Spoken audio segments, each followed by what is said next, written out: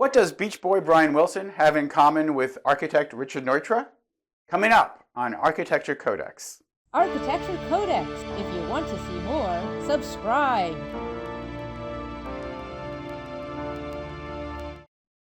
I often compare architects with rock stars, and today I want to talk about regional heroes. There are some musicians who become the voice of a certain area. For example, Bruce Springsteen was the voice of the Jersey Shore, Billy Joel was the voice of Long Island, John Cougar Mellencamp was the voice of Indiana, and a bit earlier, the Beach Boys were the voice of Southern California.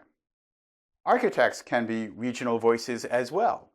For example, long before he became internationally known, Richard Meyer built his reputation doing residences, primarily in New York, in the 1960s, and was thus a regional hero. But it was not until I began working with an architect who went to school in California that I learned about Richard Neutra, who was a strong modern influence on the West Coast. And I had not been to one of his buildings, so I thought, until I visited his home in Los Angeles. Richard Neutra was born in Austria in 1892 into a wealthy Jewish family with Hungarian roots. His father was the proprietor of a metal foundry. He was educated at technical schools and eventually studied architecture with Adolf Loos, the European Louis Sullivan. His travels and studies were interrupted by World War I when he served as a lieutenant in an artillery unit. He saw firsthand the atrocity of war and retributions against civilian Serb populations. Perhaps that is why he approached all other things with such apparent calmness. My Uncle Ed, who served as a lieutenant in the infantry in France during World War II, said that after having made decisions about who will live and who will die, all other decisions since then have been less critical. Neutra left the military in 1917 to continue his studies, and after the war, he worked for different firms, married, and immigrated to the United States in 1923. He worked briefly for Frank Lloyd Wright, but made his way to California, where he spent most of his career. Here he worked on mostly residential projects, developing a very modern style. He was known for being a confidant and a counselor, accommodating his clients' wishes rather than imposing his architectural theories on them. His 1929 Lovell House was a breakthrough project and epitomized modernism. It was a pioneering effort in California and a contemporary with Mises' Barcelona Pavilion and Le Corbusier's Villa Savoy. It has been dubbed as the first steel-framed house in the United States that also used gunite, a spray-on concrete process now much more popular for pools. The design was oriented to maximize sun exposure according to the desires of the owner, Philip Lovell. In 1935, he built a house for Hollywood director Joseph von Sternberg, according to von Sternberg's very specific requirements, which included no locks on the bathroom doors. That's because von Sternberg would throw Hollywood parties, and a lot of his guests were actors and actresses who apparently would lock themselves inside the bathrooms and threaten suicide. This has to be one of the more interesting program elements I've ever heard. The house was smaller than most, had only a single bedroom, perhaps so party guests would not sleep over, and a combo moat pool of sorts, perhaps to keep guests from showing up at inopportune times. There was a special room just for his dogs and von Sternberg's Duesenberg. The design was unique and modern and a great example of Neutra's skill. The house was purchased in the 1940s by writer Ayn Rand, author of the architecture novel, The Fountainhead. She sold it in 1963, and that owner sold it again in 1972 to the next-door neighbor. That neighbor had the house demolished, ostensibly to keep hippie squatters from living in it, but probably had a lot more to do with preventing people from driving through the neighborhood who were seeking to see Neutra's master work. In 1946, he designed a desert house in Palm Springs for the Edgar Kaufmann, the same one who hired Frank Lloyd Wright to design Falling Water. Here too we see Neutra's ability to create open and sunny spaces with clean, simple pilotes and with vertical and horizontal slabs, but without calling too much attention to itself. As Neutra's acclaim increased, he got a number of non-residential projects. They included 1959's Garden Grove Community Church, which eventually shared the site with the Crystal Cathedral, Architecture Codex video number 102. In 1962, he built the building for the cyclorama at the Gettysburg Battlefield Museum, which I had visited before it was demolished in 2013. Also under threat of demolition is his U.S. Embassy building in Karachi, Pakistan, which was built in 1959, but has been empty since 2011.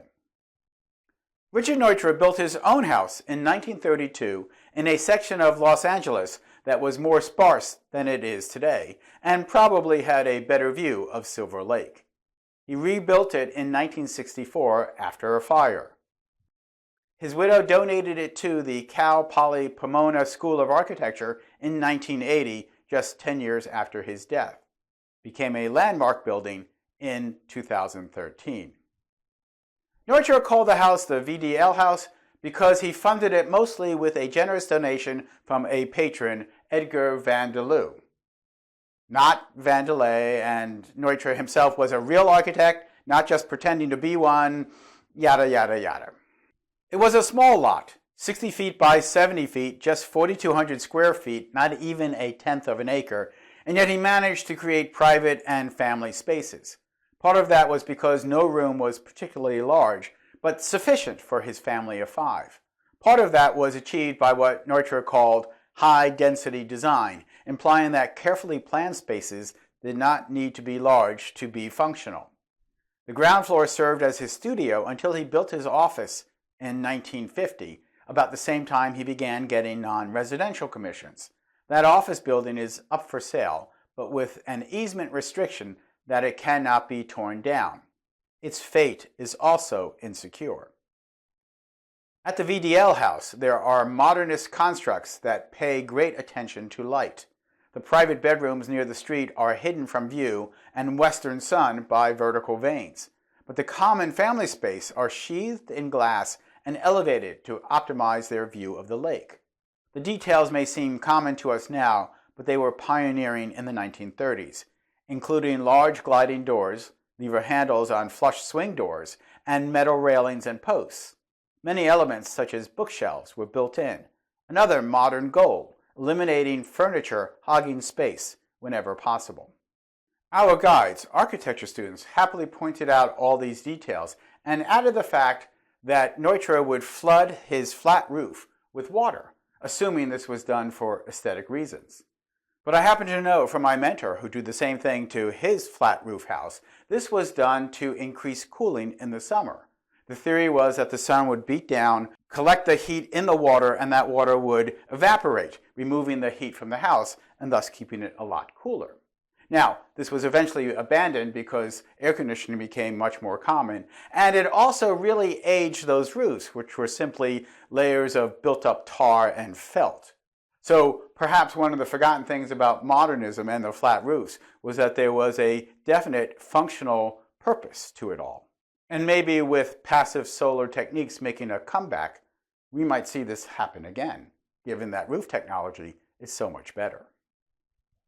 The house has 2 main sections fronting the street and the alley and encircling a little garden that is dense with foliage. It is not clear, to me at least, what was original to the 1932 house and what was changed when it was rebuilt in 1964. It is hard for me to believe that any architect would be locked into his own design from 30 years earlier, so it is possible that he would have made significant changes. It suffices to say that regardless, the subtle and calm modernity of the house was a constant. What you see then, if you visit the house, which is open at certain times, is a great example of how we architects live. Our homes are usually much more humble than those we might design for our richer clients. We might overthink our details, but we don't luxuriate in materials or ostentation. We usually can't afford to. particularly for the modernist architect, the rooms must make sense. And if at the Neutra house the finishes are worn, it is because the house was lived in and not a theoretical polemic.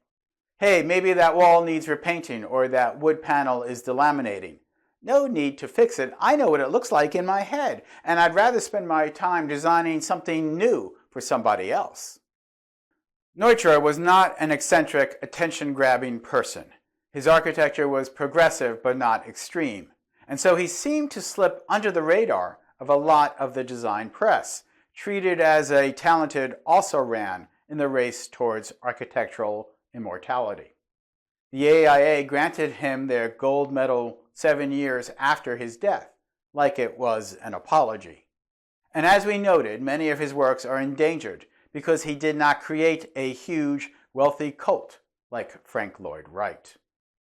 There are perhaps many Richard Neutras, talented, pioneering architects who went about doing their job, living their life, and not attracting a lot of attention. These architects had their design goals and their core philosophies on how architecture could make the world a better place, but they were just ideas until a commission came along that allowed them to make it physical. So of these well-designed houses with lofty goals, like the VDL House by Richard Neutra, you could say they're real and they're spectacular. I'm Michael Molinelli, and this is Architecture Codex.